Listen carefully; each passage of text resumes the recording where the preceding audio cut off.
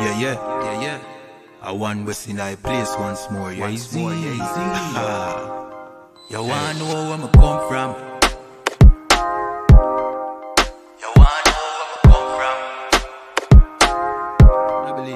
You wanna know where I come from? I don't find the Middle East, but y'all out the West one get the kid peace.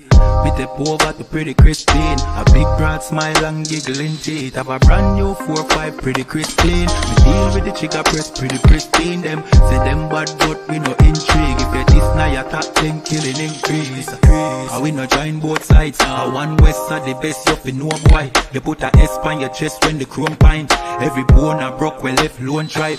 They could force right boy if you know your size. Don't see me on the street and a force fight. You get ratchet knife in your throat pipe.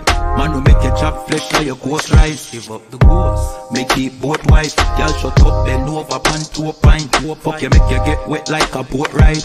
If you hold tight, y'all, me a hold tight. Alright, no later, then more time. Me have things to do, but got more fight.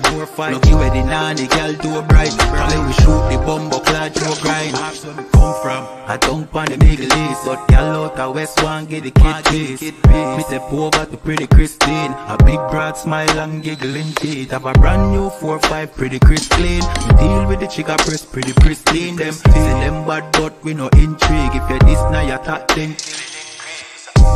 Yeah, them too bad, I just mouth them up, I just slogan. You coulda big and tough like Hulk Hogan. You get your own a bag, you get total. Send your soul to God, their best no God. The whole fucking clip of your own that. But come set no chop for your own bat. I go get sent off, we run postal. Get a PO box. She say me handsome, she want hold me cocky at ransom. She want hood fi broke, she want yam some. She say breed me, give me that one son, boy. We have shotgun, we have Remington, we have Magnum. So if a beef you want, you can have some. Anything we come turn in a phantom. And where we come from, I don't pan the Middle East, but y'all out the West one get the kid piece. Me step over to pretty Christine, a big broad smile and giggling teeth. Have a brand new 4-5 pretty Christine. We deal with the chica press pretty pristine. Them say them bad but we no intrigue. If you this now you top 10 killing increase.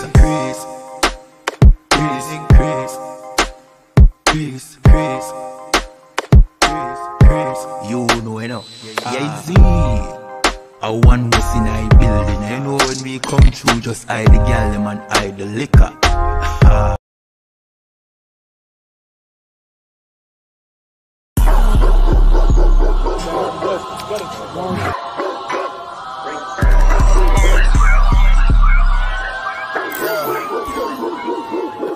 Right to it, dog, you know it's raw. Well, let me catch you if you're showing off. I wanted to get you, I hold it off. Thought he was solid, but told it off. Running the field with the underdogs. Don't wanna get involved. I can admit it, I know what it's time when I'm tripping, I got every group. Niggas a fumble a bag. I get to the cash fast, gotta salute. I've been a hustler, look how I'm coming up. You running your mouth, better run it up. I'm running this shit like a big dog. Living my movie, they pissed off. Pushing the law, cause we in charge. They gon' play this in the synagogues. How do I feel? I'm feeling great. Bigger the problem, the bigger the plate. Making my move, that shit gotta wait. Ahead of my time, keep it in line. Put on their face, I just learned to keep it all to myself. Wait, a couple of niggas that hang with me that'll bang for me. If I'm doing bad, never change on me. We the salt of the earth. We the motherfucking underdogs. We underestimated. You understand what I'm saying? I got tunnel vision. There's a bunch of ways I'm gonna get it. It's my way or the highway if you ain't fucking with it. Do what I say or go about your fucking business and take this money with you. I ain't dealing with no fucking children if they not my own.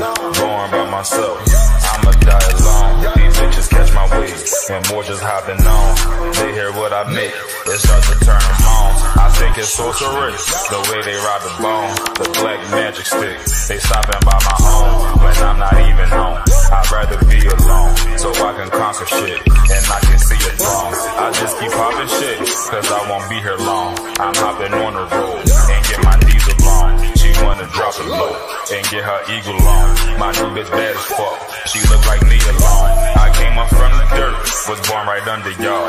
And just like God of wine, said I just want the ball. These niggas seasonal, I watch them leave and fall.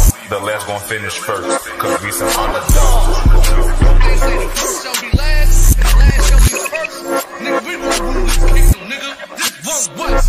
Talk to 'em. ride to the sunset, slide to the moon for a boss. All said ghetto, then I got him, that's my doggy dog. Don't bark, gotta mean bite, we them underdogs. Over off the wire, 5 yards, I'm pressing all of y'all. 9 niggas up like I'm director from a casting call. I don't give a fuck, you want beef? Neck to all of y'all. UPK priest, so lace up boost, then it's time to ball. The clip name Wendy, all these shells, I'ma let them fall. Niggas claim they better than like who they think they better than. One West Soldier, best believe we got that metal in. Last name Cannon, cause I still got them drummers in. Cap, I set that trapper, hell yeah, I'ma let them know. Underdogs, you niggas trippin', we'll be poppin' on you sniffin'. Real crafty with that smithin', lock in on the mission, rockin' all out. Who the type to hop out, you be bitchin', cop the crew time. Now the Glock, glitch it, nigga.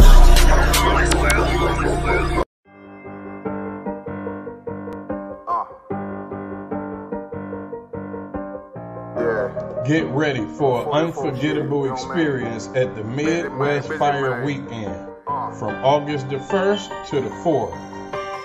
Join us as we bring together all blacks, Hispanics, and Native Indians under one banner for 4 days of powerful brotherhood and sisterhood. I ain't show no mercy, we gon' show them boy what time it is. I pop out like I'm Samuel, I got time to kill. Haters thought I died, I survived, they don't know how I did it. Got it Day 1 kicks off with the Round Table of Truth podcast featuring Captain of 13,000 Mauquai. Also, we will be having a breakfast and sip event at 12355 Gratiot Avenue, Detroit, Michigan. Then, we will be having scripture breakdown with none other than 12 Shield General Muhammad from 7 p.m. to 9 p.m. Then later, we will be having game night.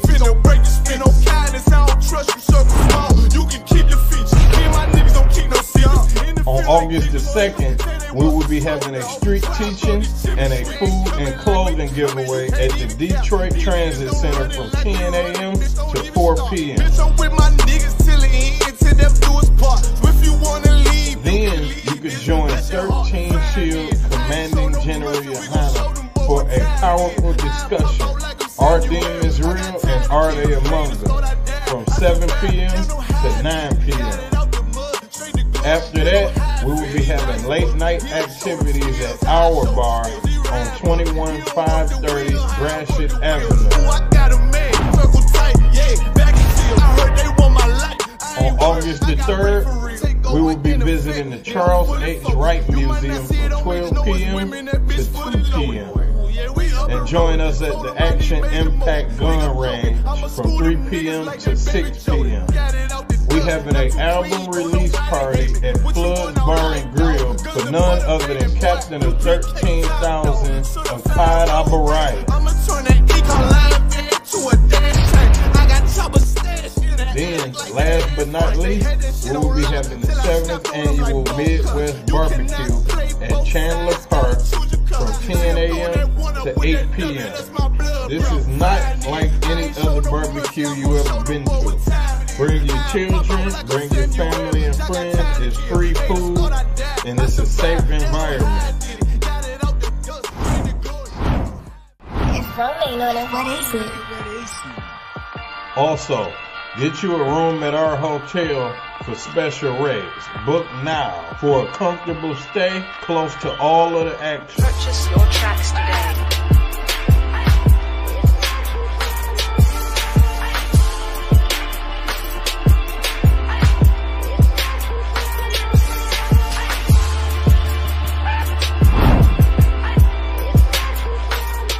Support the Midwest Fire Weekend by donating to our GoFundMe.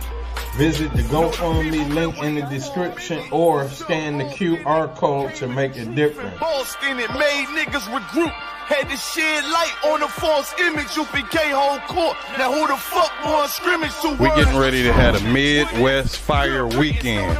The ISPK Chicago coming at you once again to let you know about the Midwest Fire Weekend. Came to speak to you about some events we're having in Detroit, Michigan. Fire Weekend, Thursday, August 1st to Sunday, August 4th. Inviting all single blacks, Latinos, and Native American Indians to our Midwest Fire Weekend. And you know what it is. It's that time of the year, it's the Midwest Fire Weekend, hosted by Captain 13 South Marquardt, August 1st through the 4th. Real ISUPK Kentucky here to invite every so-called Black, Hispanic, and North American Indian to the Midwest Fire Weekend, Detroit, Michigan, August 1st through the 4th. Tune into the Midwest Fire Weekend from August 1st to the 4th. Don't miss out on this incredible event. Join us for the Midwest Fire Weekend from August the 1st to the 4th. Visit www.isupk.com or scan the QR code for more information.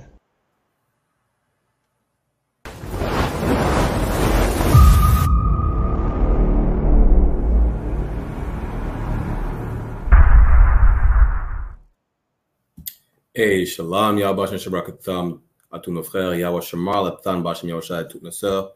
C'est le site de 500 Barak Yalak de ISPK qui est le Israelite School of Universal and Practical Knowledge, ou en français, l'école israélite de la connaissance universelle et pratique, fondée à 1 West 125e rue, Harlem, New York, sous la gouvernance du commandant général Yahana. Et depuis 1969, nous enseignons la vérité sur le peuple que vous appelez aujourd'hui négro latino-amérindien, la vérité sur la Bible, la vérité, nous avons la connaissance universelle et pratique sur toutes choses auxquelles vous pouvez appliquer à votre vie de tous les jours.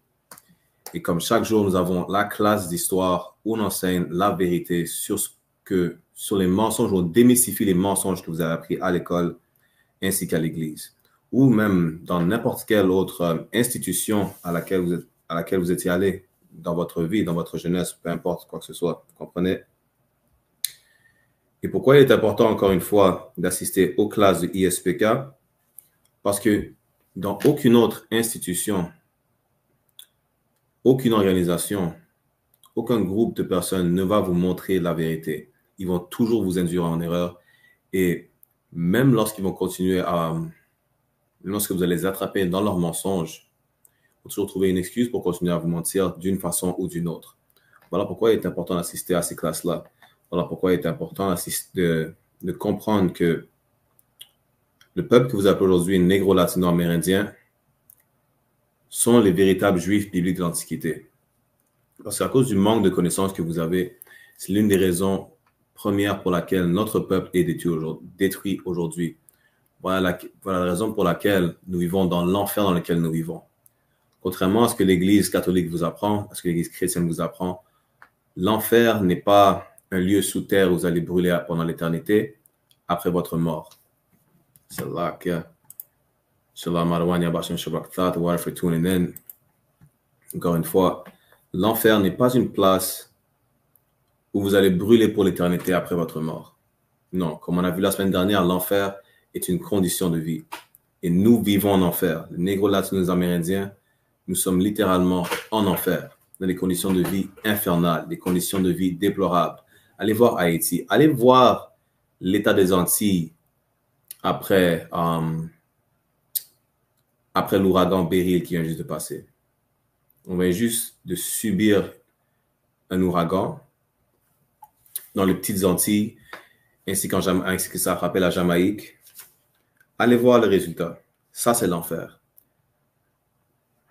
La condition dans laquelle Haïti est en ce moment, c'est l'enfer. Encore une fois, il n'y a pas un lieu sous terre où un homme avec des sabots et des cornes sur la tête va vous attendre après votre mort. Ça, c'est le dogme du christianisme. C'est le dogme du catholicisme. Et qu'est-ce qui est inclus dans ce dogme? Le purgatoire. Qui, si vous péchez, mais que le péché n'est pas si pire, au lieu d'aller en enfer, les catholiques vous apprennent que vous avez une chance de vous racheter. Vous avez une chance de purger votre âme. Voilà pourquoi ils appellent ça le purgatoire. Parce que vous avez une chance de vous racheter. You have a chance to redeem yourself. Comment? Eh bien, au lieu d'aller en enfer, vous allez au purgatoire. Et au purgatoire, il y a une montagne que vous allez gravir. Et suite à ça, vous avez une chance de finir dans ce qu'ils appellent le paradis. Dans ce qu'ils appellent une place dans les nuages. Vous allez flotter pour l'éternité. Mais vous devrez juste, n'importe qui a du grand bon sens devrait comprendre que il n'y a aucune chose comme l'enfer, le purgatoire ou le paradis comme l'Église catholique ou chrétienne l'enseigne. C'est pas pour vous, mais si vous n'avez jamais pris un avion, sachez que l'avion passe au-dessus des nuages. Et je n'ai vu aucun royaume, aucune porte dorée. I never seen no heavenly pearly gates above the clouds by taking a plane. Vous comprenez? Mais beaucoup de mensonges, ils vous l'expliquent. Mais lorsque vous comprenez ce qui est dans la Bible, que vous comprenez que ce livre est votre constitution et votre histoire, vous comprenez que ces mensonges-là ont déjà été prophétisés.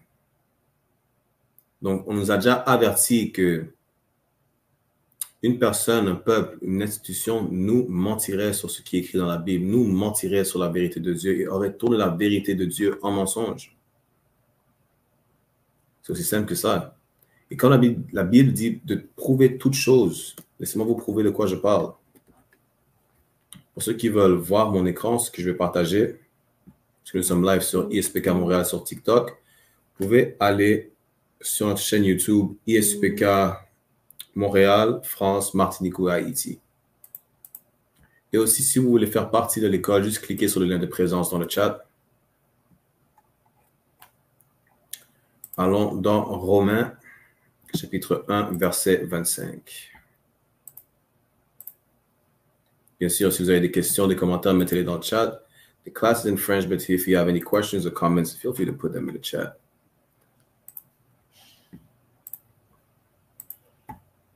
Romains chapitre 1, verset 25, vous dit quoi? Ils ont changé la vérité de Dieu en mensonge et ont servi la créature au lieu du Créateur. Ça, c'est l'Église qui a fait ça. Ça, c'est notre oppresseur qui a changé la vérité de Dieu en mensonge, qui vous a dit que lorsque vous mourrez, la vie se termine. Vous allez soit en enfer ou au paradis. Mais que si vous êtes un pécheur et que le péché n'est pas si pire,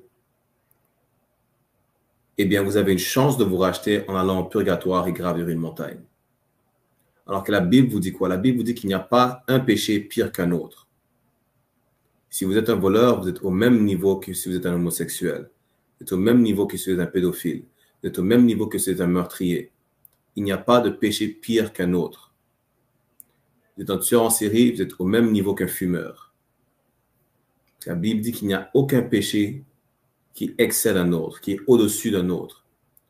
Mais l'Église vous dit quoi? L'Église vous dit que si votre péché n'est pas si pire, si vous n'êtes pas si mauvais que d'autres, vous comprenez, vous avez une chance d'aller au purgatoire. Vous avez une chance de vous racheter. Vous avez une chance de purger votre âme. Alors qu'on va voir que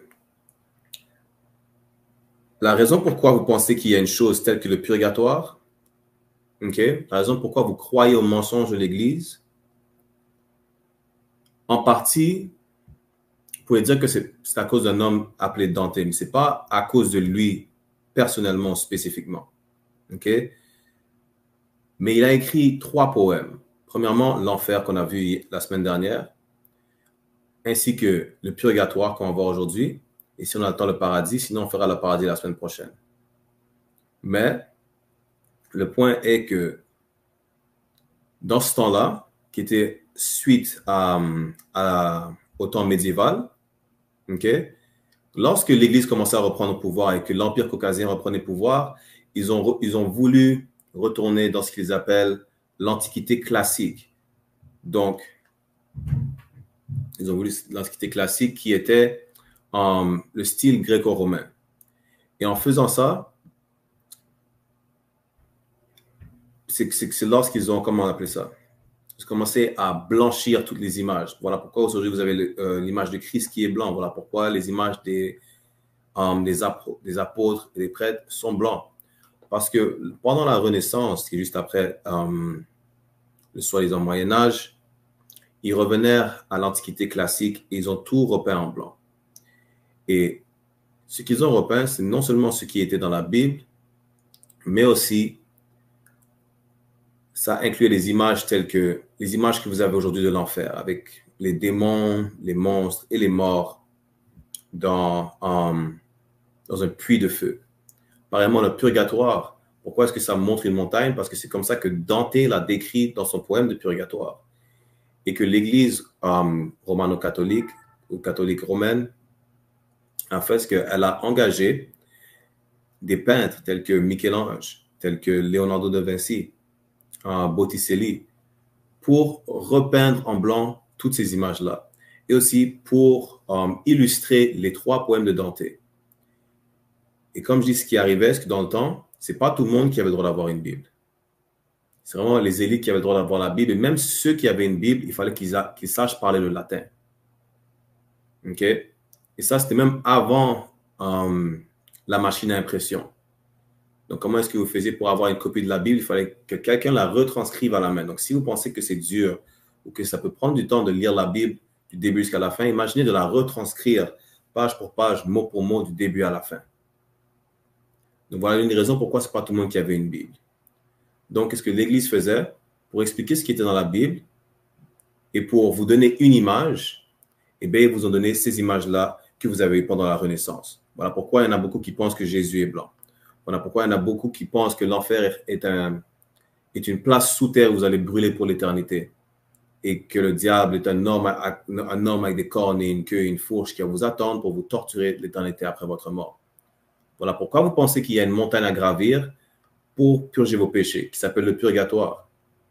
Et voilà pourquoi vous pensez que le paradis est une place magique dans les cieux, dans les nuages. Parce que personne ne pouvait obtenir une copie de la Bible. Donc, ils vous ont donné des images. Et avoir cette image gravée dans votre tête a plus de pouvoir que si vous aurez pu lire pour vous-même dans ce temps-là. Même comme on avait vu la semaine dernière, l'enfer, Dante, lorsqu'il a été exilé et qu'il a commencé à écrire son poème de l'enfer, il voulait faire, juste pour se venger et faire peur aux riches. Pour se venger et faire peur aux riches qui l'ont exilé. Vous comprenez? Pareillement, l'Église a utilisé ça pour faire peur aux riches qui refusaient de donner ou de payer l'Église. Et pour leur donner une chance, qu'est-ce qu'ils ont fait? Ils ont pris le 2e poème de Dante, qui est le purgatoire, ainsi que le paradis.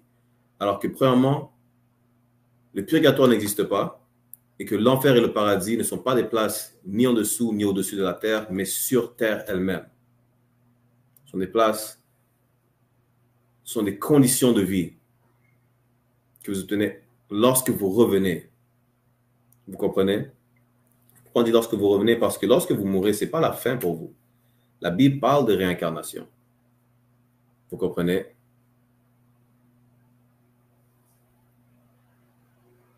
Quelqu'un dit alors, tu dis qu'il n'y a pas de paradis ni d'enfer? Non. Ce n'est pas ça que je dis.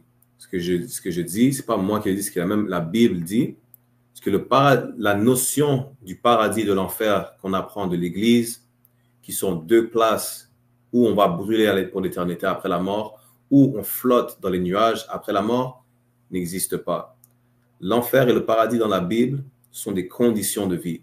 Même quand ça parle que Jonas il disait être en enfer, quand il était dans le ventre de la baleine, ou vous voulez dire poisson, peu importe, il disait être en enfer dans le ventre de l'animal qu'il avait avalé, de la baleine.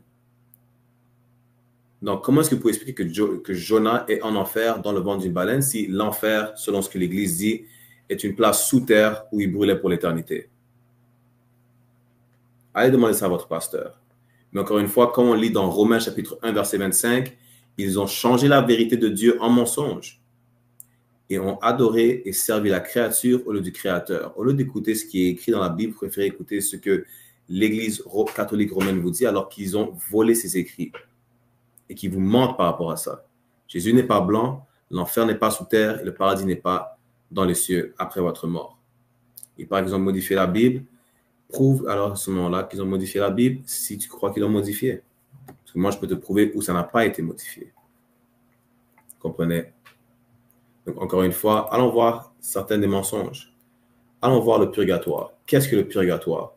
Et d'où vient cette notion de purgatoire? Vous comprenez? Moi, je vais partager mon écran encore une fois.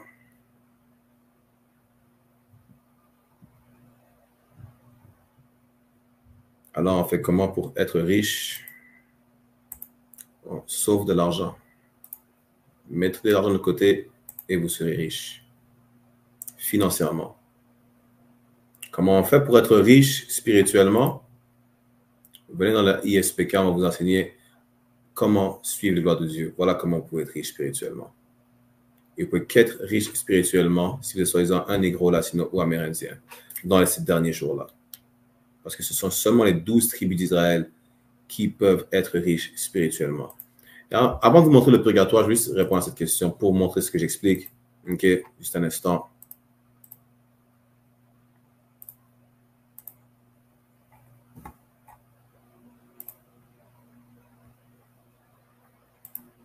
Et ensuite, on va aller dans la définition, on va aller dans qu'est-ce que le purgatoire. Donc, pour répondre à la personne qui pose cette question sur TikTok, ça c'est Apocalypse chapitre 2, verset 9. Je connais tes œuvres, ta tribulation et ta pauvreté, bien que tu sois riche. Là, c'est Christ qui parle des vrais Juifs, des vrais Israélites, qui sont pauvres, qui subissent des tribulations, qui subissent du trouble, mais ils sont riches. Comment est-ce qu'ils peuvent être pauvres et riches en même temps? Parce que dans les conditions dans lesquelles nous sommes à travers les ghettos, les barrios, les favelas. Nous sommes des quartiers défavorisés, nous sommes démunis, nous sommes littéralement dans des conditions infernales en enfer, mais nous sommes riches parce qu'on a cette connaissance, parce qu'on peut se rattraper d'une façon que Dieu n'a pas oublié la nation d'Israël, bien qu'il a rejeté temporairement pour nous punir, il ne nous a pas oubliés. Nous sommes riches parce qu'on a cette connaissance. Nous sommes riches parce que nous avons ces commandements, ces lois, ce code moral. Et on revient à ces richesses spirituelles grâce à Commandant Général Yarna depuis 1969. OK.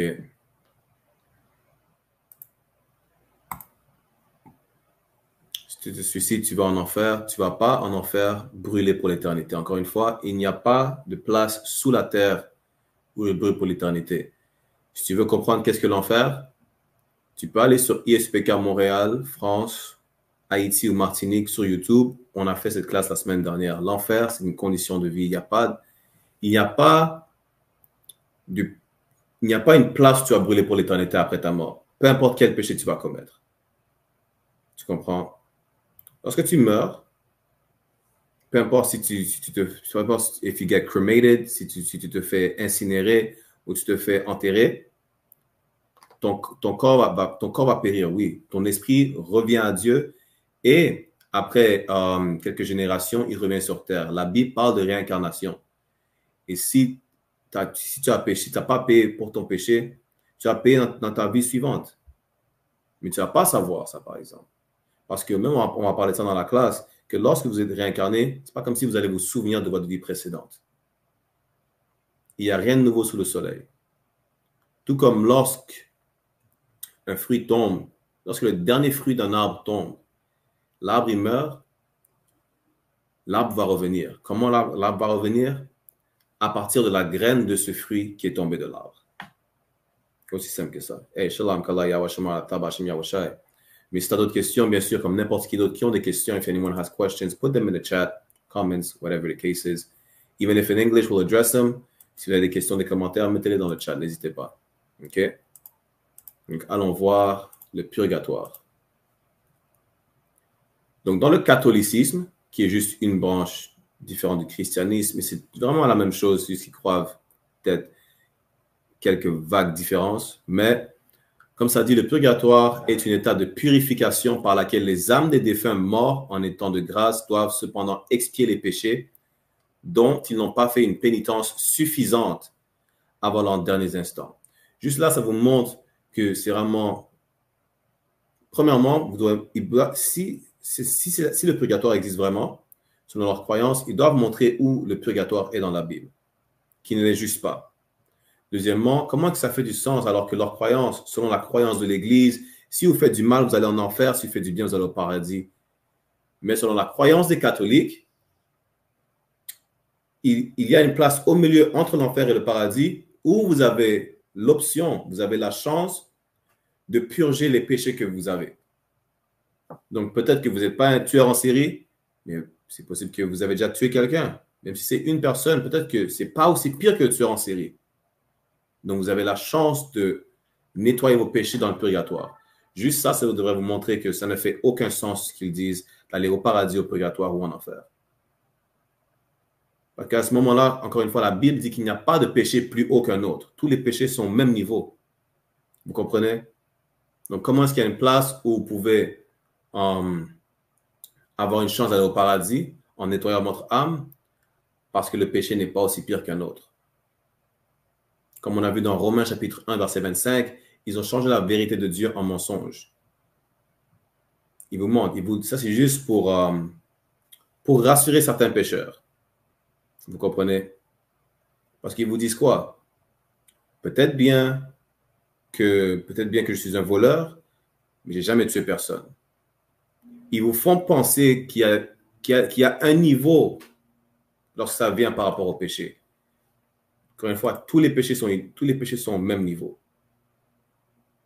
Si vous êtes un voleur, vous êtes au même niveau qu'un pédophile, vous êtes au même niveau qu'un fumeur, vous êtes au même niveau qu'un vendeur de drogue, vous êtes au même niveau qu'un meurtrier. Il n'y a pas un péché plus haut qu'un autre. Il n'y a pas une place où vous allez après votre mort pour essayer de pardonner vos péchés. Non.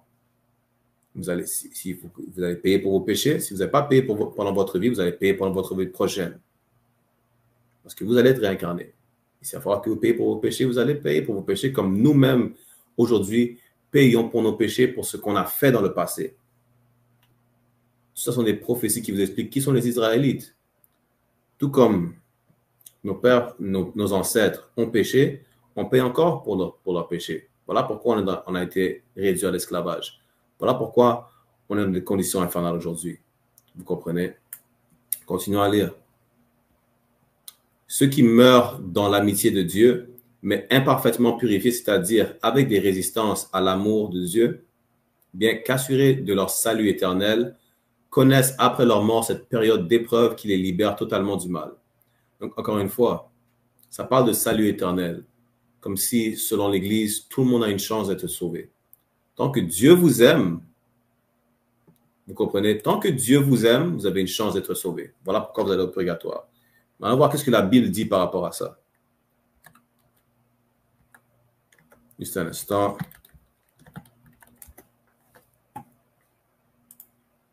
Allons dans Ecclésiastique, chapitre 12, verset 6.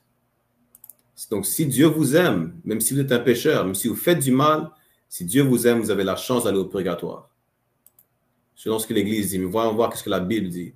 Dans les Apocryphes, Ecclésiastique, chapitre 12, verset 6, vous dit « Car le Très-Haut est les pécheurs. » L'Église vous dit quoi? Si vous êtes un pécheur et Dieu vous aime, vous avez une chance de vous racheter. Mais la Bible dit que le Très-Haut, la Bible dit que Dieu est les pécheurs. Dieu n'aime pas les pécheurs. Encore une fois, l'Église vous ment en vous disant que vous avez une chance si Dieu vous aime, mais Dieu n'aime pas les pécheurs. Et il punira les méchants et il les gardera du grand jour de leur châtiment. Dieu n'aime pas les pécheurs. L'Église vous ment. Mais selon l'Église, vous avez une chance de vous racheter dans le purgatoire si, même en tant que pécheur, Dieu vous aime. Vous comprenez? Si la notion du purgatoire est une vérité de foi dans le catholicisme, elle n'est pas acceptée par les différents courants du protestantisme ni par l'Église orthodoxe. Donc, même à ça, ce qui vous montre que aller à l'Église, comment vous dire, l'Église n'a pas la vérité. Si l'Église aurait la vérité, il n'y aurait pas de division à droite à gauche pour ça. Il n'y aurait pas de division entre l'Église catholique, l'Église protestante, l'Église chrétienne, l'Église orthodoxe. Voilà pourquoi vous savez que l'Église ne suit pas la Bible. La Bible vous dit quoi? Il faut être sur un et même accord, avoir la même idéologie. Aucune d'entre elles n'a la même idéologie. Vous comprenez? Ils sont un petit peu... Et voilà d'où ils ont pris... Voilà, on va voir d'où ils ont pris le purgatoire. 14% dit tu n'as pas la vérité non plus. La vérité est dans le ESP, car le Israelite School of Universal and Practical Knowledge, under Commanding General Yahana, sous la gouvernance du commandant général Yahana. Si tu peux prouver que c'est faux, libre à toi. Donc, les textes bibliques, ça dit quoi? Bien que le mot purgatoire soit absent de la Bible, quelques passages de l'Écriture suggéraient l'existence d'un feu purificateur intervenant après la mort corporelle et l'existence d'un temps d'expiation entre la mort et le pardon des péchés. Donc, le mot purgatoire est nulle part de la Bible. Vous pouvez trouver le mot enfer, vous pouvez trouver le mot, et vous pouvez voir les cieux, ce qu'ils appellent le paradis, mais vous n'allez pas voir le mot purgatoire dans la Bible. Donc, où est-ce qu'ils sont venus avec la notion d'une place entre l'enfer et le paradis pour vous aider à vous racheter? Où sont-ils venus avec ça? Vous comprenez? Où sont-ils venus avec la notion du purgatoire si c'est nulle part dans la Bible? Ils vont dire qu'il y a quelque chose qui suggère l'existence d'un feu purificateur. Ils vont voir de quoi ça parle. Ils disent le livre des Maccabées, qui n'a pas été retenu par Luther dans le canon biblique de 1534, mais qui est officiellement intégré au canon catholique lors du Concile de Trente, parle d'un sacrifice accompli en faveur de défunts, ce qui laisse entendre l'existence d'un lieu de purification distinct de l'enfer et du paradis. Donc, qu'est-ce qu'ils ont fait? Ils ont utilisé le livre de 2e Maccabée, chapitre 12, spécifiquement du verset, je pense, 40 à 45, qu'on va sortir tout de suite, pour expliquer que ça parlait du purgatoire, pour que les âmes des défunts puissent se faire racheter pour leurs péchés. Alors qu'on va voir que ce n'est pas de ça que ça parle. Vous comprenez? Juste un instant. Ce n'est pas de ça que ça parle du tout. Et ça parle nullement de racheter les péchés des âmes qui sont mortes. Parce qu'une âme, c'est la personne qui pêche, vous comprenez? Ils vous font croire que vous avez comme un esprit qui sort de votre corps après la mort, okay, qui va soit au paradis, soit au purgatoire, soit en enfer.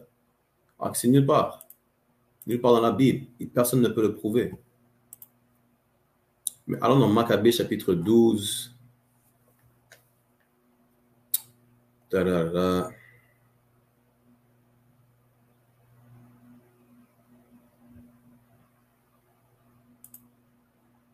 va commencer au verset 38, au contexte, parce qu'ils disent que dans Maccabée, dans les apocryphes, qui faisait partie de la Bible jusqu'à environ 1600 ou 1800, okay, il y a notion de purgatoire dans le livre des Maccabées. Voilà de quoi il parle.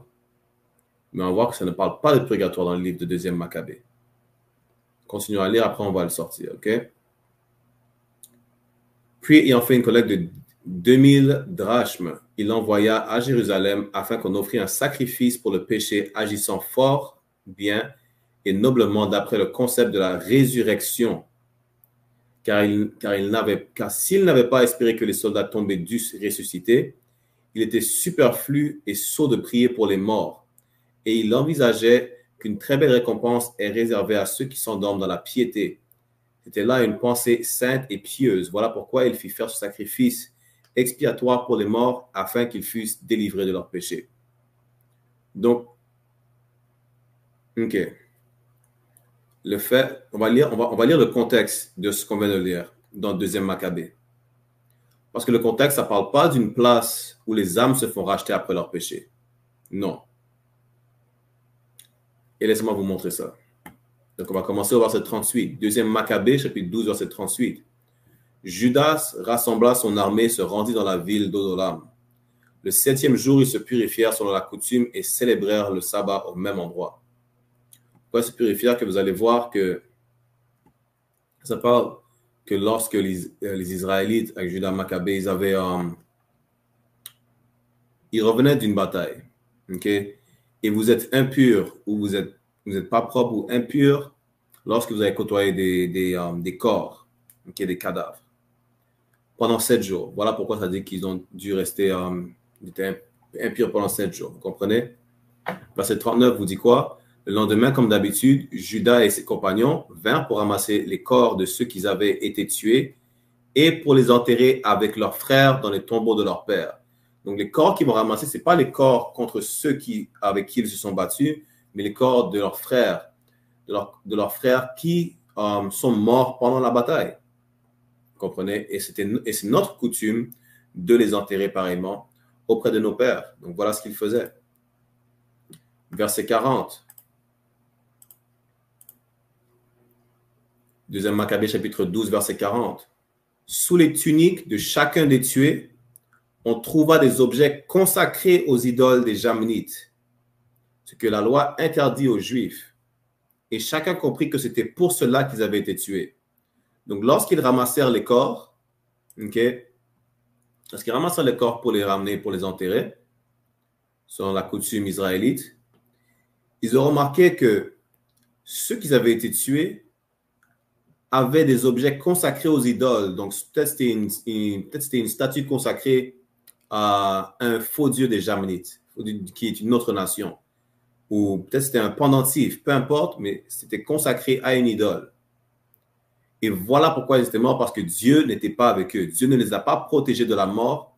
Pourquoi? Parce qu'ils avaient un objet qui représentait un autre Dieu. Même si, par exemple, pour que vous compreniez mieux, c'est imaginez à ce moment-là qu'ils avaient un pendentif avec un chapelet. Ils avaient un pendentif avec un chapelet.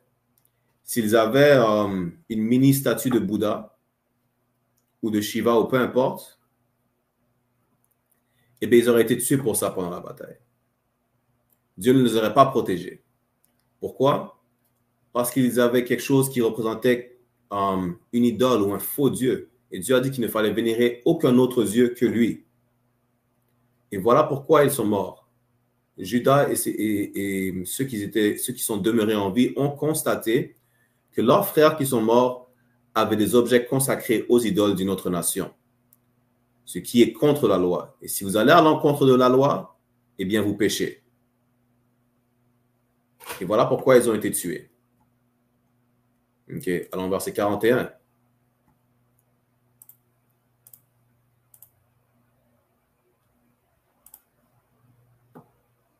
Deuxième Maccabée, chapitre 12, verset 41. Yosef a dit, tu es en train de parler de l'islam? Non, pas du tout. Deuxième Maccabée, chapitre 12, verset 41. Donc, loue le Seigneur, le juste juge qui a révélé ce qui était caché. Donc, comment ils ont découvert ça? Ils ont découvert ça grâce à Dieu. Pourquoi? Parce que Dieu a fait en sorte que rien n'allait demeurer caché. Toute vérité vient à la lumière. Vous comprenez? Verset 42. Et c'est à partir du verset 42 que l'idée catholique du purgatoire est née. OK? C'est dans l'islam ce que je veux dire. Dieu, il est unique, seul. Dans l'islam, tu as la Torah et l'évangile. C'est faux. Pourquoi je dis c'est faux? Parce que le Coran a été modifié. Avant qu'il n'y ait que Allah dans le Coran, il y avait les 3 filles de Allah dans le Coran. OK? Ce n'est pas le sujet d'aujourd'hui. Si tu veux qu'on parle de ça, on parle de ça dans une classe dans les semaines prochaines. Mais on reste concentré sur le sujet. Donc, deuxième Maccabée, chapitre 12, verset 42, ça dit « Ils se mirent à prier et ils le supplièrent de faire disparaître complètement le souvenir du péché commis. » Donc, voilà d'où la notion de purgatoire vient. Vous commencez à prier pour les âmes qui sont mortes, commencez à prier pour qu'elles ne descendent pas en enfer et qu'elles aient une chance d'aller au paradis. Voilà qu'est-ce que les catholiques comprennent lorsqu'ils lisent 2e Maccabée, chapitre 12, verset 42. Ça ne parle pas de ça. On va voir que ça parle du fait que Judas, comme la coutume israélite l'explique, comme notre Dieu nous l'a dit, vous comprenez, comme tout ce qui est sur terre et rien de nouveau est sur le soleil, Judas comprenait que ses frères qui sont morts allaient être réincarnés à un moment ou à un autre, dans une génération ou une autre. Et il plaidait pour eux pour que Dieu ait pitié de eux lorsqu'ils allaient être réincarnés. De faire disparaître le souvenir du péché qui a été commis. D'avoir pitié envers eux lorsqu'ils allaient être réincarnés. Voilà pourquoi ils prièrent et supplièrent Dieu de faire comme si c'était de l'eau qui coulait sous les ponts. OK? Arracheurs de perruques, nous n'avons pas de religion. On continue à lire. De plus, ce noble Judas exhortait le peuple à se garder du péché, car il voyait devant leurs yeux ce qui arrivait à cause des péchés de ceux qui avaient été mis à mort. Pourquoi? Parce que vous pouvez être punis. OK. Parce que la nation peut être punie à cause du péché d'une personne. Par exemple, lorsque Jonah était en guerre avec, je pense, c'était des Kamites. C'est juste une autre nation. Je ne veux pas dire Kamite nécessairement, mais une autre nation. Un homme dans toute l'armée de... Pas Jonas, excusez-moi, Joshua. Un homme dans toute l'armée de Joshua avait pris le vêtement sur le corps d'un des ennemis défunts. Il n'avait aucunement le droit de faire ça. Il ne devait pas prendre quoi que ce soit, même pas une boucle d'oreille, même pas un grain de sable de la poche du défunt de l'un des ennemis. Et pour cela, Joshua a commencé à perdre ses batailles. Joshua a demandé à Dieu, mais pourquoi est-ce qu'il commence à perdre ses batailles alors que c'est un homme droit, c'est un homme juste, c'est un homme qui n'a jamais désobéi Dieu. Et Dieu a fait comprendre que quelqu'un a péché dans sa bande, quelqu'un a péché dans son groupe, dans son armée. Après investigation, l'homme s'est confessé. Il a dit, c'est moi qui ai péché, j'ai pris le vêtement sur le corps de ce défunt. J'aurais jamais dû faire ça. Je regrette, mais c'est ma faute qu'on commence à perdre des batailles et à mourir. OK. Ensuite, bien sûr, je ne me trompe pas dans cette histoire-là, ils l'ont lapidé, mais peu importe. Le fait est que le peuple, Judas voyait le peuple dans 2e Maccabée, qu'il voyait dans leurs yeux ce qui arrivait à cause des péchés de ceux qui avaient été mis à mort. Que à cause de ceux qui avaient été mis à mort, eux aussi pouvaient être affectés par le jugement de Dieu. Donc, ils ne priaient pas seulement pour ceux qui ont été mis à mort lorsqu'ils allaient revenir, mais aussi pour ceux qui étaient encore vivants. Donc, selon l'idéologie catholique, pourquoi prier pour ceux qui sont encore vivants à ce moment-là? Vous comprenez? Vous comprenez que le purgatoire, c'est plus qu'insensé et que ça ne parle pas de purgatoire. Vous comprenez? 2e Maccabée, chapitre 12, verset 43. Et ayant recueilli dans toute l'assemblée la somme de 2000 drachmes d'argent, comme on a lu dans l'article, il l'envoya à Jérusalem pour offrir un sacrifice pour le péché, faisant cela très bien et honnêtement, car il se souvenait de la résurrection. Judas savait que ceux qui étaient morts allaient revenir dans quelques générations. Pourquoi il a envoyé 2000 drachmes d'argent? Pour faire ce qu'ils appellent une expiation. Okay? C'est pour faire un sacrifice qu'il a donné ça au prêtre. Il n'a pas donné ça à l'église. Vous comprenez? Il n'a pas donné ça à votre pasteur. Ça, c'était dans le temps où on faisait encore des sacrifices. Rappelez-vous que dans l'Ancien Testament, lorsque vous péchiez, qu'est-ce qu'il faisait? Il sacrifiait, par exemple, une colombe. Il sacrifiait une colombe, il sacrifiait un bœuf, il sacrifiait un agneau pour les nettoyer de leurs péchés. Ça, on ne fait plus ça. Mais dans ce temps-là, voilà comment il essaie de demander pardon en faisant des sacrifices. Cette fois, le sacrifice était 2000 drachmes d'argent. Voilà d'où la notion catholique vient d'essayer de prier ou de payer pour le pardon de ceux qui sont morts. Vous comprenez? Mais ce que Judas faisait, pour répondre à Tyrese Canada, ce n'est pas le même Judas que celui qui a été contre Jésus. Vous allez voir que tous les noms dans la Bible, ce n'est pas des noms dans un sens... pas des noms individuels. Tout comme si je parle de Vincent, de quel Vincent est-ce que vous savez dont je parle s'il y a beaucoup plus qu'un seul Vincent sur Terre? Donc, il y a plus qu'un Judas dans la Bible. On ne parle pas de Judas qui était le traître, on parle de Judas Maccabée, dans les Maccabées. OK? Donc, verset 44 vous dit quoi? Car il n'avait pas espéré que ceux qui avaient été tués ressusciteraient. Il aurait été superflu et vain de prier pour les morts. Pourquoi? Parce qu'il savait que la résurrection est une vraie chose.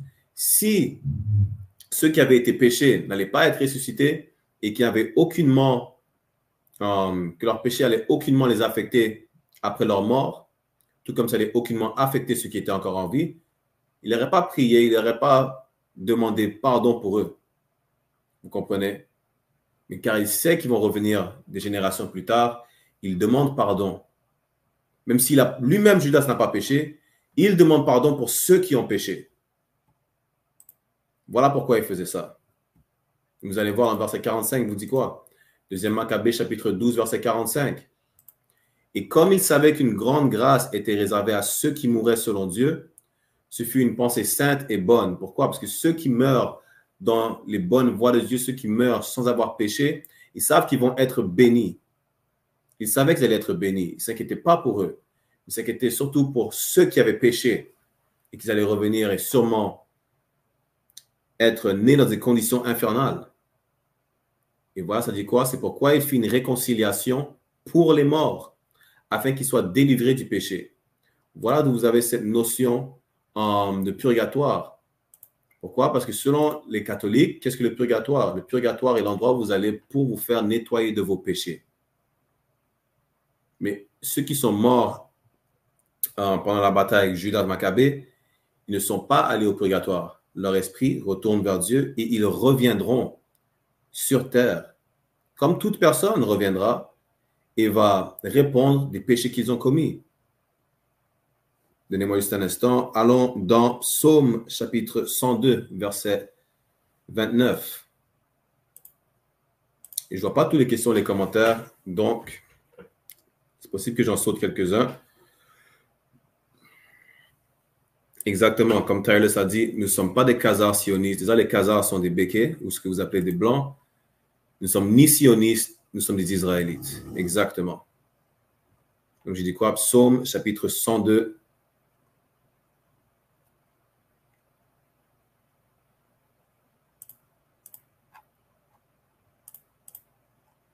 Verset 29. Non, j'ai dit quoi?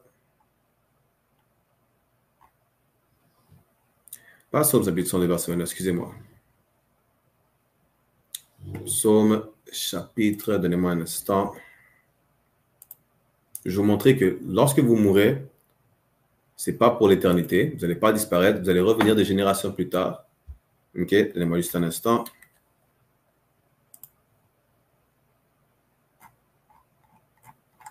Psaume chapitre... Darara.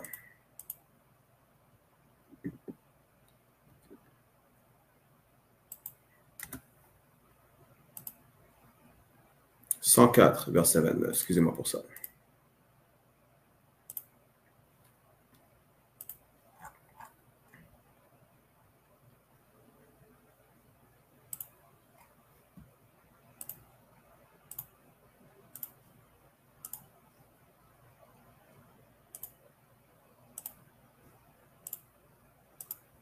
Donc, Psaume chapitre 104, verset 29 vous dit quoi?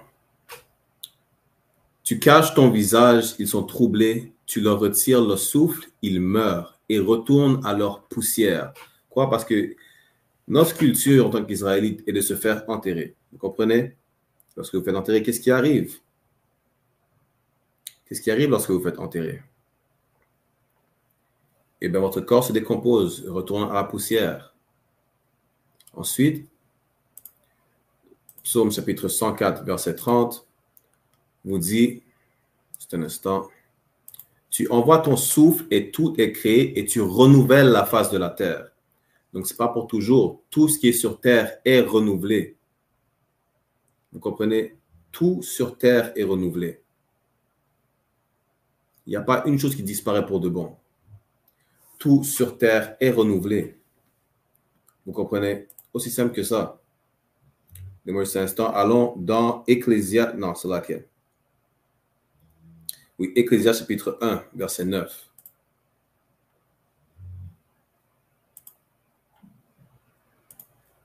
Ecclésias chapitre 1.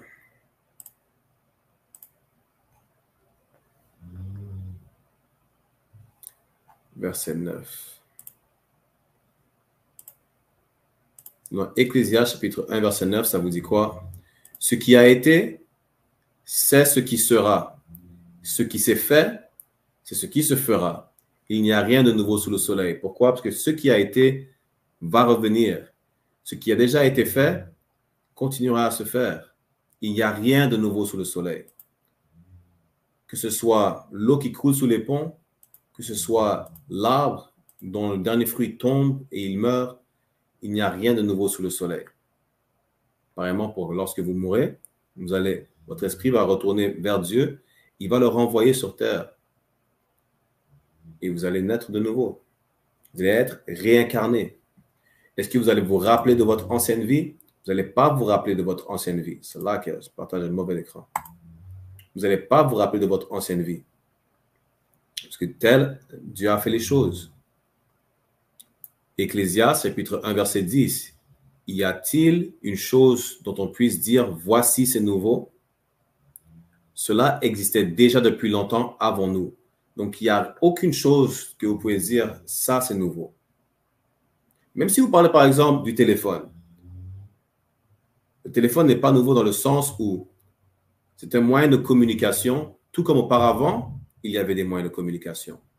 Il n'y a rien de nouveau. Communiquer, ce n'est pas nouveau. Vous croyez que être en désaccord, par exemple, avec une idéologie ou une religion, que ce soit l'islam, le christianisme, et ainsi de suite, c'est nouveau? Ce n'est pas nouveau.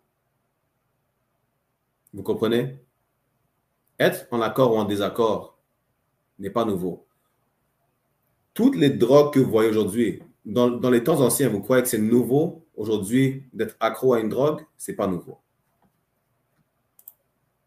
Il n'y a rien de nouveau sous le soleil. Ecclésiaste chapitre 1, verset 11, il n'y a plus de souvenir des choses passées et il n'y aura plus de souvenir de celles qui viendront après elles. Ce qui veut dire quoi? Vous n'allez pas, lorsque vous allez être réincarné, vous n'allez pas vous rappeler de qui vous étiez dans le passé. C'est juste ça. Vous comprenez? Lorsque vous mourrez, vous n'irez pas en enfer brûler pour l'éternité. Vous n'irez pas dans les cieux, dans les nuages au paradis pour flotter dans l'éternité. Non. Vous retournez vers Dieu et la place de jugement n'est ni sous terre ni dans les nuages. La place de jugement est sur la terre elle-même. L'Église vous a menti, que ce soit les catholiques, que ce soit les chrétiens, les protestants, les baptistes. L'enfer n'est pas sous terre et le paradis n'est pas dans les nuages. Les deux sont sur terre. Ce sont des conditions de vie que vous allez hériter lorsque vous allez revenir. La place de jugement est sur terre. Dans Ecclésiaste chapitre 3, verset 16, ça vous le dit, où est la place de jugement?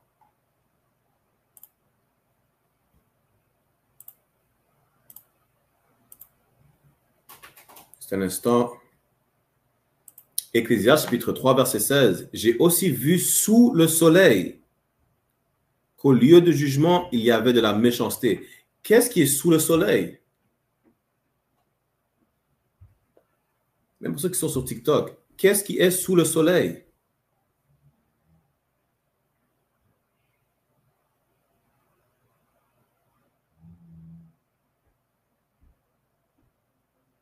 MP885 a dit nous, mais où est-ce que nous sommes sous le soleil? Bok a dit le Coran est la seule vraie religion. Le Coran déjà, ce n'est pas une religion, premièrement.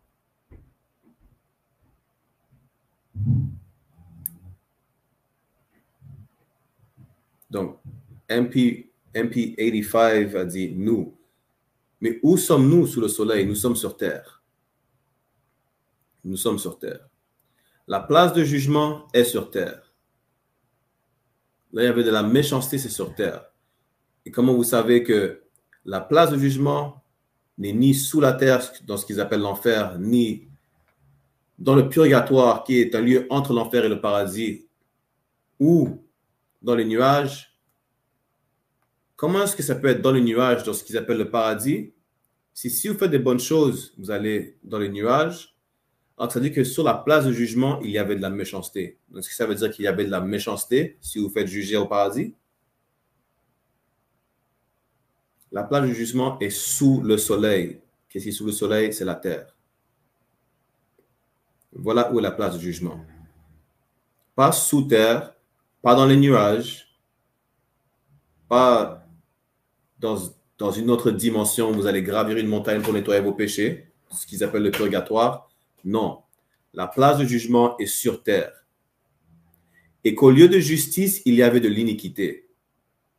Ça, c'est aujourd'hui.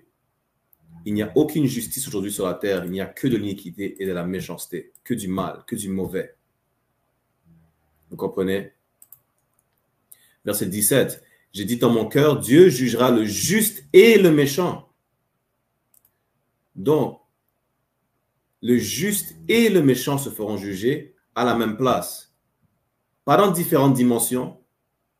Le juste n'ira pas dans les nuages, le méchant n'ira pas sous terre ou dans une autre dimension, dans le purgatoire, mais ils seront sur terre, sur la place de jugement.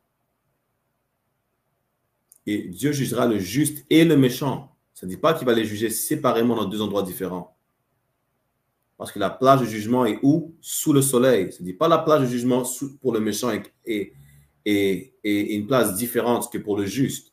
C'est pas que la place, parce que s'il y avait une différence, ça aurait mentionné que le méchant se fera juger ailleurs ou dans une place séparée que le juste. Mais non.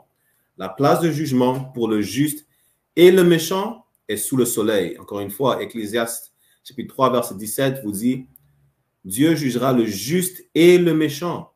Pas les deux séparément, les deux ensemble. Car il y a un temps pour chaque projet et pour chaque œuvre.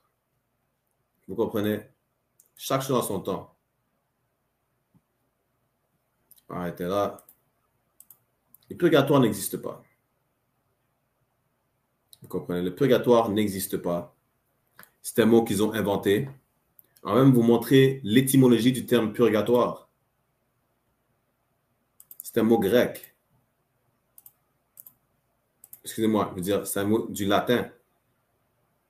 Étymologie et apparition du mot. Le terme purgatoire vient du verbe latin ecclésiastique purgatorium, emprunté au verbe purgare, qui veut dire purifier ou nettoyer. Voilà pourquoi ils disent qu'ils vont nettoyer vos péchés dans le purgatoire. Si l'idée d'un purgatoire en tant qu'épreuve de purification est très ancien, le recours à ce mot est plus récent.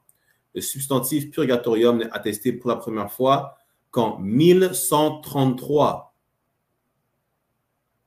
Écoutez bien, le mot purgatorium, d'où vient le terme purgatoire, est attesté pour la première fois seulement en 1133 dans un texte de l'archevêque de Tours, Hiddelbert de Lavardin. Donc, avant 1133, il n'y avait pas de purgatoire. Il n'y avait aucune dimension où vous alliez pour vous faire nettoyer vos péchés. C'est un mensonge que l'Église a inventé pour vous faire penser qu'il n'y a pas de péché pire qu'un autre. Non, pour vous faire penser qu'il y a des péchés pires que d'autres, alors que la Bible dit que tous les péchés sont au même niveau. Pour vous faire penser que même si après que vous mourrez, vous avez une chance de vous racheter. Le mot désignant le lieu purgatoire, en effet, inconnu avant le 11e siècle, l'un des premiers documents à le mentionner est une lettre du bénédictin Nicolas de Saint-Alban au cistercien Pierre de Celle en 1176. Donc, avant le 11e siècle, il n'y avait aucune mention de purgatoire. Aucune. Le purgatoire n'existait pas. Le purgatoire n'a jamais existé. Le purgatoire n'existe toujours pas et n'existera jamais. L'enfer n'est pas sous terre, le paradis n'est pas dans les cieux. Vous comprenez? Et toutes ces images que vous avez du purgatoire, de l'enfer et du soi-disant paradis dans les nuages, toutes ces images-là sont venues pendant la Renaissance, lorsque l'Église a engagé des peintres tels que Michel-Ange, tels que Botticelli, qui d'autre? Léonardo de Vinci, qui ont repeint toutes ces images, qui ont illustré la Bible, et ont fait des mélanges avec le poème de Dante, et ainsi que des croyances romaines et grecques païennes. Ils ont mis tout ça ensemble et ils en sont venus à la Renaissance. Pendant la Renaissance, c'est lorsque vous avez eu l'image blanche de Christ. C'est lorsque vous avez eu ces images du purgatoire. C'est lorsque vous avez eu ces images de paradis dans le ciel. C'est là que vous avez eu l'image de soi-disant Dieu qui touche le doigt d'Adam dans les nuages. Voilà où vous avez eu Adam et Ève, l'illustration de Adam et Ève qui sont nus avec une feuille sur eux. Vous avez eu ça pendant la Renaissance. Et encore une fois, pendant la Renaissance, ce n'est pas tout le monde qui pouvait lire la Bible pour eux-mêmes et voir que l'Église ment. Encore une fois, pourquoi? Parce que c'était avant la machine à impression, donc ce n'est pas tout le monde qui peut se procurer une Bible, parce que pour avoir une copie, à part le fait qu'il fallait parler latin, il fallait que quelqu'un transcrive toute la Bible de la première à la dernière page. Donc, ce n'est pas tout le monde qui avait une Bible. Déjà, ce n'est même pas tout le monde qui parle latin, même s'ils avaient la Bible. Donc, ils n'auraient pas pu lire ils n'auraient pas pu déchiffrer les mensonges de l'Église. Vous comprenez? C'est aussi simple que ça. Je sais que la classe était un petit peu courte, mais la semaine prochaine, on va continuer avec le paradis et on va vous amener les images qu'ils ont peintes du paradis. Les images qu'ils ont peintes du paradis. On va vous montrer aussi les poèmes de Dante. Si vous voulez regarder le poème de Dante, vous pouvez trouver par vous-même le poème de Dante, l'enfer de Dante, le purgatoire de Dante, ainsi que le paradis de Dante. Juste gardez en tête que Dante, comment il a décrit l'enfer avec des flammes, des 9 cercles de l'enfer, là où soi-disant, il se bat avec Lucifer en enfer, qui, pour ceux qui ne savent pas, n'est pas le diable. OK? Il a imaginé tout ça, mais lui-même n'est jamais allé en enfer. Il n'est jamais allé en enfer. Lorsque Dante a écrit tous ces poèmes-là, Dante était vivant. Dante était en exil. Ils ont juste découvert ces poèmes après sa mort. Et la plupart des peintres comme Botticelli et Michel-Ange, lorsqu'ils ont lu ce poème, à part le fait qu'ils ont été engagés par l'Église pour illustrer le poème ainsi que blanchir la Bible, ils étaient fans de Dante. Ils aimaient le poème. Ils étaient inspirés par le poème. Vous comprenez? Vous n'avez pas d'autres questions, vous n'avez pas de commentaires, c'est bon. Encore une fois, on va terminer cette classe courte d'histoire. La semaine prochaine, on va continuer avec le paradis de Dante. OK? On va vous montrer les images qu'ils ont peintes du paradis, soi-disant le paradis. On va montrer les images, on va vous montrer les peintres. Vous pouvez chercher les peintres, Botticelli, Michel-Ange. Ça, ce sont juste les peintres les plus connus. Il y avait des peintres, par exemple, Donatello, Raffaello, par exemple. Vous comprenez? Qui ont pris part à blanchir toutes ces images pour la Renaissance. OK? Avec ça, on va terminer la classe, prendre les annonces de sécurité. Et demain, on va être de retour avec la classe de fraternité enseignée par moi-même, officier de 500 Barakiala avec le ISPK. Mercredi, il y a la classe de loi avec officier de 1000 Adaya. OK? Autour de la même heure. Et on va débuter les classes de Lashwan Kodash la semaine prochaine. Avec ça, je dis Shalom, Yavashim Shabbat Tam, tous nos frères, Yavashim Tam, Bashim Yavashai, toutes nos sœurs.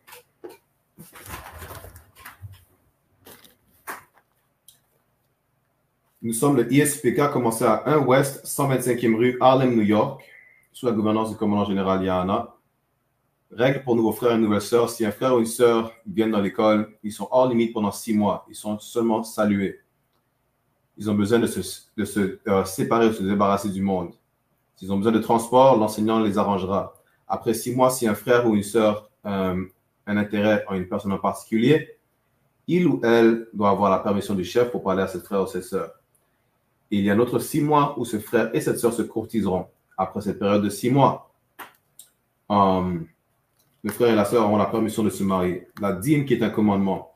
Nombre, chapitre 18, verset 21, et Malachie, chapitre 3, verset 8 à 10, qui veut dire 1/10 en hébreu, Ma'aishara. 10% de tout gain que le Seigneur vous donne. Donnez au département trésorier ou à l'enseignant. Fonds de prêtre, non mandatoire. Peu importe quel montant vous voulez donner. Prochaine convocation sainte va être le festin de la commémoration des trompettes, qui sera le mercredi 2 octobre 2024. Vous pouvez en lire plus dans Lévitique chapitre 23, 24 à 25. Et rappel à tous les frères et toutes les sœurs, regardez le bulletin de bord dans le couloir de leur école. Et si quelqu'un veut être un soldat dans l'école, commence à s'habiller tout en noir, bottes, pantalons, un t-shirt et bandeau. Avec ça, on va donner un salut de courtoisie à tous nos frères, un salut de courtoisie à tous nos sœurs. En Israël, un majam qui veut dire levez-vous. On va donner un salut de courtoisie à tous nos frères. En Israël, un majam Shabbat. Un majam, Barak, Yahweh Ba'Hashem Yahushai Barakatham. C'est-à-dire Yahweh, au nom de Yahweh Shai, soyez bénis. Yajamata, vous pouvez baisser vos mains. Sorry qui veut dire tournez-vous. Donc tournez-vous envers les sœurs, on leur donnera un salut de courtoisie pareillement. Homme d'Israël, c'est là que. Amajam Shabbat, Amajam, Barak, Yahweh Shamar, Alathan Ba'Hashem Yahushai. Yahweh, veillez sur vous au nom de Yahweh Shai. Yajamata, on se revoit demain.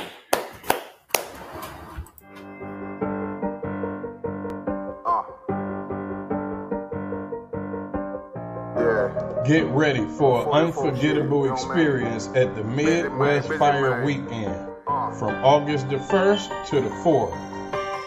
Join us as we bring together all blacks, Hispanics, and Native Indians under one banner for 4 days of powerful brotherhood and sisterhood. I ain't show no mercy, we gon' show them boy what time it is. I pop out like I'm Samuel, I got time to kill. Haters thought I died, I survived, they don't know how I did it. Got it Day 1 kicks off with the Round Table of Truth podcast featuring Captain of 13,000 Mauaquai. Also, we will be having a breakfast and sip event at 12355 Gratiot Avenue, Detroit, Michigan. Then, we will be having scripture breakdown with none other than 12 Shield General Mahaiman from 7 p.m. to 9 p.m. Then later, we will be having game night.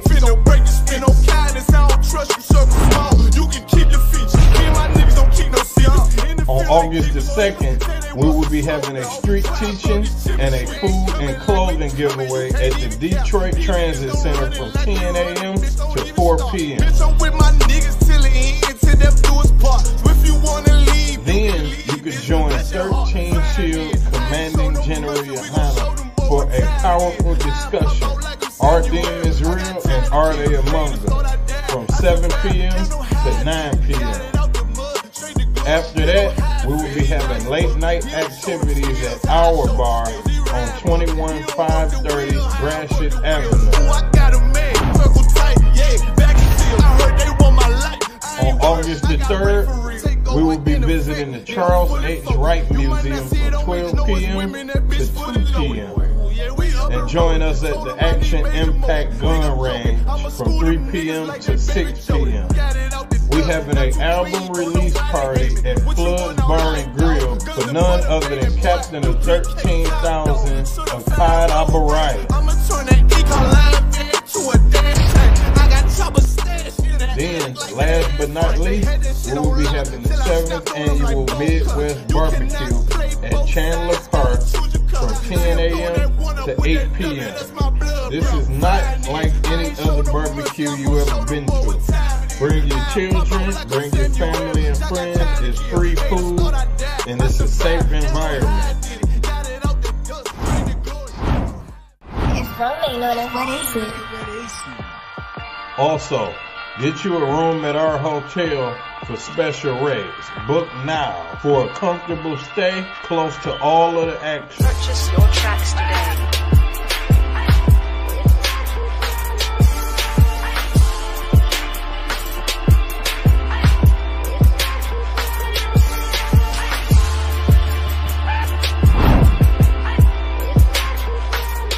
Support the Midwest Fire Weekend by donating to our GoFundMe. Visit the GoFundMe link in the description or scan the QR code to make a difference. Boston, it made niggas regroup. Had to shed light on the false image. UPK whole court. Now who the fuck won scrimmage to? We're getting ready to have a Midwest Fire Weekend.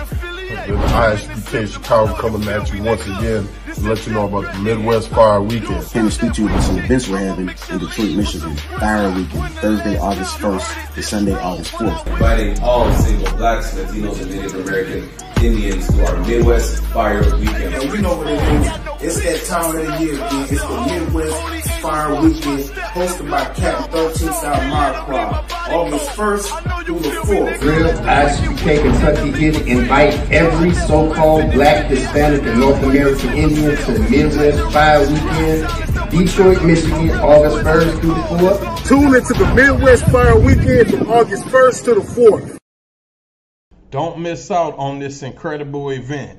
Join us for the Midwest Fire Weekend from August the 1st to the 4th.